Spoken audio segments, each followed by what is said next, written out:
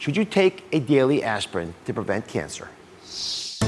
Aspirin, commonly used to treat pain, fever, and inflammation, now for the first time is being recommended by a panel of medical experts as a means of preventing some forms of cancer. Aspirin is already used by nearly 40% of American adults over 50 for prevention of cardiovascular disease.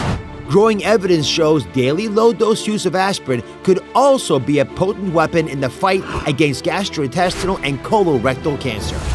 Colorectal is the third most common cancer in the United States, claiming nearly 50,000 lives last year alone. But it's not without controversy or a quick fix. People needed to take aspirin at least 5 to 10 years to have the protection. And the recommendation isn't for everyone, which is causing even more confusion and questions, especially about risks and serious potential side effects. So, how do you know if you should be taking aspirin for cancer prevention? By the end of this segment, I'm going to give you the one question you need to ask about taking a daily aspirin. But first, I want to hear from the audience. If I can, if you're taking a daily aspirin or thinking about it right now, please stand. All stand up. A lot of folks standing. Let's start with you. Why are you thinking? Are you taking it yet, or you're just thinking about it? Yeah, I've been taking it since 1997 because I have heart disease. You have heart problems in your family, or you have it yourself? No, my sister, my father died from it. So family history. Family history. How about yourself? Yes, I've been taking aspirin for the past 3 years because of hypertension, diabetes. So my doctor put me on a regimen of aspirin every day. Right. But again, you don't have any heart problems yet. No. But it's put on prophylactically because we know those conditions. You just mentioned high blood pressure and Right. diabetes It's can been lead out of to it. control, so he put me on a regimen. Mm-hmm. So you're already on it. You feel pretty comfortable about it. No, because I suffer with acid reflux. Ooh. So I'm kind of wondering if it's still good to take aspirin or not. All right, come on over here. I got a little demonstration for you. Everyone have a seat, please. I'll come back to you in a second. So there's some challenges and some controversies over most things we recommend, but aspirin is particularly important because it's not without risks. And some of you may be aware of these, but I wanted to make it really come clear to a lot of folks. So this is why experts are concerned. So this honey represents, go ahead and pick that up, represents your blood. Right? And it's sort of syrupy and, you know, it flows, blood needs to flow. But the thing about your blood is if you were to be bitten by a saber-toothed tiger or more likely fall off your steps, right? You want the blood to clot. You don't want it coming pouring out of your body, right? You want to be able to protect yourself. That's the good news. The problem is if you happen to have a blockage of your artery, let's say that high blood pressure or that diabetes you have has led to damage, you don't want the blood to get stuck in the artery. That could cause a stroke or a heart attack, right? So this isn't ideal then. So what doctors learned is you could take an aspirin. Here, put that down. And just take an aspirin. So take that little hot water, if you don't mind. Add it to the jar of honey. It's heavy, isn't it? That's why I'm having you do it. See, I could have done it, but you would have said, God, Dr. Oz is so weak. He's got no energy at all. I mean, right? So when you mix your blood with aspirin, I bet you want to taste that. I do, all right? It's a great thing because if your blood's about to clot to cause a heart attack, it's nice and loose. See how it's loose? But if you cut yourself or have a hole in your stomach like an ulcer or gastritis, the blood starts to come out of there. So you end up having blood coming out when you don't want it to come out. Okay. So again, you got two worlds here. You want to have a little too much looseness in your blood, or you want your blood to be really sticky. It depends, doesn't it? Right. There are times you want one, there are times you want the other. And that's why this conversation has become so loud in America, because we're all different. One size doesn't fit all. But when you understand this principle, you can decide what works for you. So if you got a stomach bleeding problem, you say you have reflux, but you haven't had ulcers yet, right? No. Right. But if you were to get, let's say, gastritis and irritation and pain in your stomach, you wouldn't want that happening. I've had pain in the stomach. Oh, yeah. oh, you have? Yeah. All right, so that begins Serious pain. You have. So then maybe you want this, right? Okay. So that's why. So you got to figure out what risk works for you. I hope that's helpful, but I got an expert to help even more. Come sit down here. Thank you very much for your comments. I'll give you that jar of honey when we're done, by the way. Joining us now is gastroenterologist and core team member, Dr. Roshini Raj. She's a gastroenterologist, as I mentioned, and so she worries both about colon cancer, which is what the study was about, and the bleeding risks that I just showed up top. So you were actually torn about this recommendation as an expert. I was as a gastroenterologist because, as you said, colon cancer prevention, I'm all about that. In my daily practice, I'm talking about it. I'm doing colonoscopies to really help prevent colon cancer. And when the task force came out with this draft recommendation, it was pretty significant. They're fairly conservative as a group, and they're talking about this recommendation. Now, it is based on science, so they're talking about over 130,000 patients followed for 32 years. 10 years of aspirin use did reduce the risk of colon cancer by 25%. So that's pretty impressive. It's a big difference. It's a big difference, and we think, well, should we all be on it? It's cheap, it's easy to use. However, as a GI doctor, I see the other side of the coin, which are the side effects. Ulcers, you just mentioned, gastritis, which is irritation or inflammation of the lining of your stomach. Being on aspirin will increase your risk of bleeding from these conditions or other types of bleeding. So it's really, you have to weigh the risks and the benefits on an individual basis. Help the average person watching us right now decide if taking aspirin for that 25% reduction in cancer risk is worthwhile. You really have to determine, with the help of your doctor, are you at an increased risk, first of all, for heart disease or colon cancer? However, you also have to think about your risk of bleeding or all those GI side effects. Do you have a history of ulcers? Do you have a history of gastritis? Are you on blood thinners, which are already thinning your blood, so then this will be another hit to your blood? A lot of things to consider and to figure out which is the right decision for you. So I promised the audience we would give them one question, Yeah. one question that they had to ask.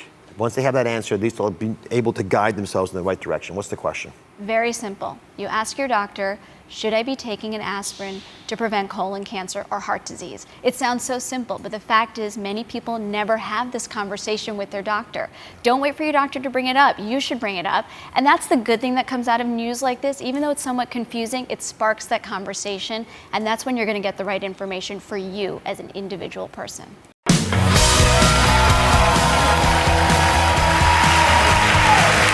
Today's show is all about how to take all the health information out there and know how to use it to make the best decisions for you. Now, to help, I wanted to bring in one of the greatest minds in medicine, and he's telling you what he wants you to know about cancer now. Dr. Siddhartha Mukherjee is here. He's a Pulitzer Prize-winning author and a world-renowned cancer researcher. He also happens to be one of my colleagues at Columbia. Welcome to the show again. Thank you. Breakthroughs, they happen all the time. I'm going to ask you straight up what everyone's always wanting to know from me. Are we making progress in the war on cancer? Enormous progress every day, progress in prevention, treatment, and cure. Some cancers still remain a big obstacle, but for the most part, we're making progress every day, and there are new treatments, new prevention mechanisms, new cures coming along right down the pipeline. Yeah, it's the most exciting part of medicine for most of us, and that's wise insights. Let's go through a couple studies that have come out. Big one just came out that you may have read about this past week. The Mediterranean diet has been linked to a reduced risk of breast cancer. And we know about the Mediterranean diet and heart disease. Why breast cancer? Why would you even expect that? Well, it's an extraordinary study. It's a very interesting study. So it was a large study, almost 5,000 women, and they were randomized to diets. And a randomized study means it's a very powerful study. That means that there was no biases. And it turns out that the group of women who ate a diet rich in olive oil, particularly Mediterranean diet, did the best. They had the least rates of breast cancer. Now, it needs a lot of follow-up. We need to know whether these women actually have breast cancer that is significant, et cetera. So there's a lot of new questions, but at least preliminarily, it looks very positive. It wasn't just olive oil, it was healthy fats like nuts, which is what I like as well. Yep. Right. So again, we're going to learn more about this, but you're going to hear frequently insights about how diet can reduce chances of you getting cancer. It's something we actually haven't studied as much as we probably should have. All right, next, there's a new treatment that's been out there. A lot of folks have heard about this because someone very prominent has been receiving it. This treatment, you know, in the old days, we used to attack cancer cells with chemotherapy. This actually helps your body's immune system respond. It's called immunotherapy. And Jimmy Carter, our past president, has melanoma, and he reported doing pretty well, apparently. Here's a kiss cam of him with his wife at the Atlanta Braves game. But he's been getting this therapy. So, even if you have metastatic cancer, which is what President Carter has, why is it this immunotherapy for melanoma has been so promising? Well, for many cancers, including melanoma, in the metastatic setting, the cancer was present all over the body, it was very hard to treat those cancers with standard chemotherapy. You'd try to kill all the cells, but you'd get all the toxicities from chemotherapy. Now, the crucial change, or the big change here, is that immunotherapy teaches your own body to fight the cancer cells. And for some reason, we don't fully understand the reasons, but for some reasons, when cancers begin to grow in your body, they've already escaped the immune system. So immunotherapy goes back and re-educates your body, re-educates your own immune system to try to now attack those cancer cells back and send them back into remission. You've got some compelling images. I show x-rays sometimes on the show, but this one really blew my mind. This is an image of somebody who had advanced metastatic cancer. And if you don't mind, Dr. could you point out where the cancer is as an example? By the way, intestinal system here, there's your backbone, your spine. Yep. So this is one of the first patients who was treated with 2 immunotherapy drugs in combination. And here's her tumor. You can actually see it. It literally jumps out at you. You barely need any complicated equipment to see it. Large tumor now exuding out in this kind of chest wall area. And this is quite soon after she received those 2 drugs, And look at what's happened to that same tumor. It's shrunk dramatically. It's gone. It's gone. Yeah. Profound remission.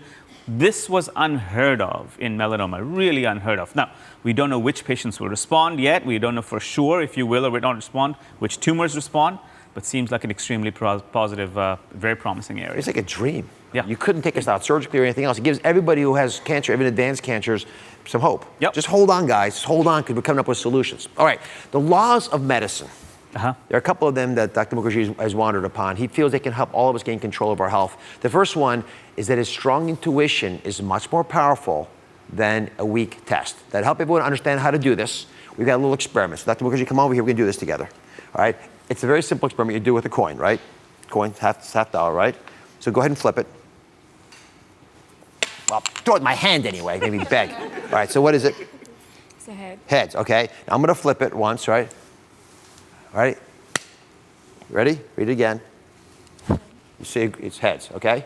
Now, here's the question. What are the odds it's going to be heads the third time I flip it? 50-50. Who's got there's the mic. What'd you say? 50-50. 50-50. 50-50, still the same, that it will. Who agrees it's turn out the 50-50? same. You agree back there it's 50-50? Yeah. All right, I'm going to flip Yeah. it. You ready? Ready? 50-50 chance. Is it 50-50, it's heads. heads again? Yeah. That's 3 times.